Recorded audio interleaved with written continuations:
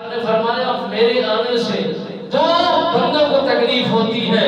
ایک تو وہ جو ابلیس ہے زار و قطار سے روتا ہے اور بے دردی کے ساتھ وہ روتا ہے، آہ پکار کرتا ہے کہ میں مر گیا، میں مٹ گیا، میری سارے منصوبے ختم ہو گئے، میری ساری محنت میری اویٹ ہو گئی، میری سب کوشش ختم ہو چکی ہے، میں اس لیے رو رہا ہوں۔ لوگوں نے پوچھا کیوں اتنا آہ پکار کر رہا ہے؟ انہوں نے کہا جب یہ نبی برحمت للعالمین نبی جلوہ گر ہو چکے ہیں، ایک نگاہ اٹھائیں تو گناہ مٹ جاتے ہیں، ایک دفعہ ہاتھ اٹھائیں تو رب سے صلح کرا دیتے ہیں۔ یہ ایسا محبوب لاڈلا پیغمبر خدا ہے،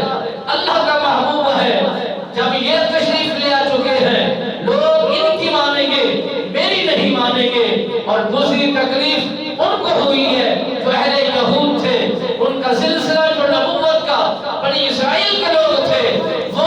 ان کا سلسلہ ختم ہوا کہ نبوت میں ان کا نام ذکر ہوتا تھا، وہ دعوتدار ہو جا کرتے تھے کہ ہمارے آباء و اجداد میں کوئی ہماری برادری اور قبیلے سے نبی ہوتا ہے۔ اور ان کا بھی یہ تکلیف ہوئی کہ جب میرے نبی رحمت سرکار نے اعلان نبوت فرمایا، آپ کی جلوہ گری ہوئی، آپ نے قدم رنجہ فرمایا، کائنات کو سنبھالا، جہان کو دیکھا،